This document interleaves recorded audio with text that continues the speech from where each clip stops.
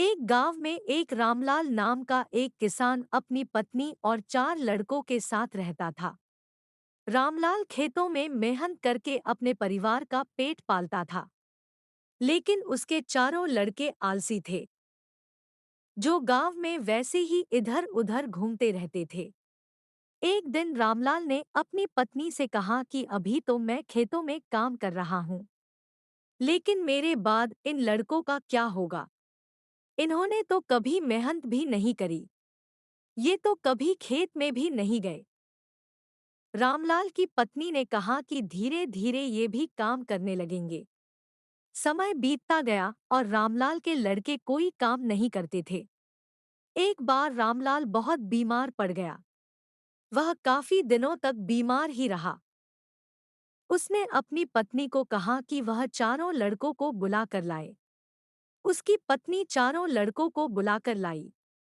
रामलाल ने कहा, लगता है कि अब मैं ज्यादा दिनों तक जिंदा नहीं रहूंगा। रामलाल को चिंता थी कि उसके जाने के बाद उसके बेटों का क्या होगा।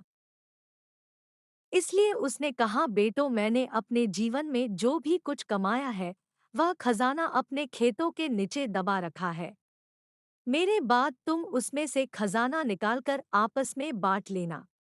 यह बात सुनकर चारों लड़के खुश हो गए। कुछ समय बाद रामलाल की मृत्यु हो गई।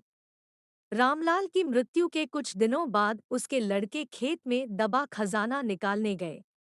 उन्होंने सुबह से लेकर शाम तक सारा खेत खोद दिया, लेकिन उनको कोई भी खजाना नजर नहीं आया। लड़के घर आकर अपनी माँ से बोले, माँ, पिताजी ने हमसे झूठ बोला था। उस खेत में हमें कोई खजाना नहीं मिला। उसकी माँ ने बताया कि तुम्हारे पिताजी ने जीवन में यही घर और खेत ही कमाया है, लेकिन अब तुमने खेत खोद ही दिया है, तो उसमें बीज बो दो। इसके बाद लड़कों ने बीज बोए और माँ के कहानुसार उसमें पानी देते गए। कुछ समय बाद फसल पककर तैयार हो गई, जिसको बेचकर लड़कों को अच्छा मुनाफा हुआ, जिसे लेकर वह अपनी माँ के पास पहुँचे। माँ ने कहा कि तुम्हारी मेहनत ही असली खजाना है, यही तुम्हारे पिताजी तुमको समझाना चाहते थे।